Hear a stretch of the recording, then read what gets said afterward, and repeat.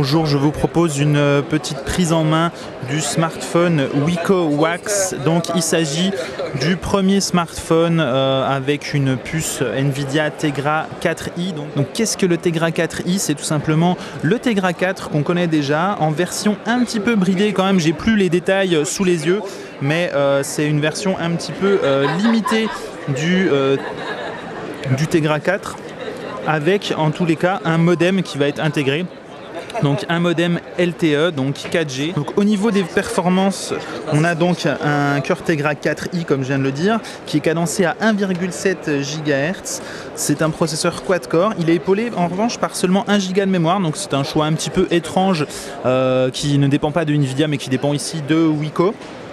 Et on est sur un écran 4,7 pouces 720p, donc on n'est pas sur un écran Full HD. Donc on a un chipset Nvidia Tegra 4, mais on n'est pas vraiment sur un smartphone très haut de gamme puisqu'on est sur un écran 720p seulement. Voilà, on voit les touches à l'avant ici, menu, home et back.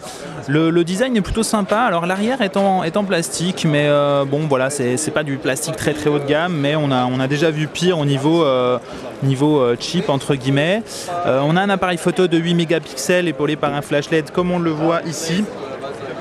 Et donc Nvidia le met évidemment en avant comme le premier smartphone à 60 cœurs graphiques du marché. Donc niveau puissance c'est pas mal. Par contre évidemment pour exploiter toute la puissance de ce smartphone il faudra forcément des jeux qui seront optimisés. Donc ça sera à retrouver sur le Tegra Zone. Donc c'est l'application de Nvidia, le store de Nvidia qui propose donc des jeux spécialement optimisés pour ce smartphone. Donc je vais tout de suite lancer le jeu qu'ils mettent en démo. Voilà, donc je connais pas, je découvre en même temps que vous. Ça n'a pas l'air de fonctionner vraiment.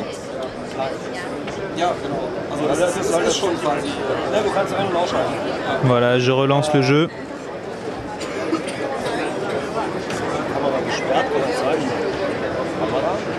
Donc on n'a pas encore de date ni de prix pour ce Wiko Wax, donc qui tourne sur le Tegra 4i. J'ai un peu peur au niveau de l'autonomie en fait, parce que généralement les produits Nvidia sont très puissants, mais d'un point de vue consommation c'est toujours un petit peu compliqué. Donc on va voir un petit peu ce que ça donne, mais pour l'instant évidemment on pourra juste voilà, on pourra juste faire une démo technique, ce sera tout, hein. On va pas pouvoir évidemment lancer de benchmark concernant l'autonomie.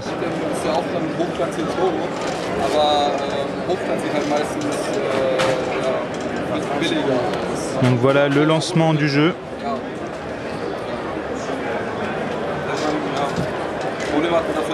Donc là on est sur un écran 720p, donc évidemment le jeu peut être beau au niveau graphique, hein, puisque forcément on va avoir peu de pixels à gérer puisqu'on n'est pas en Full HD et donc on a un processeur très puissant.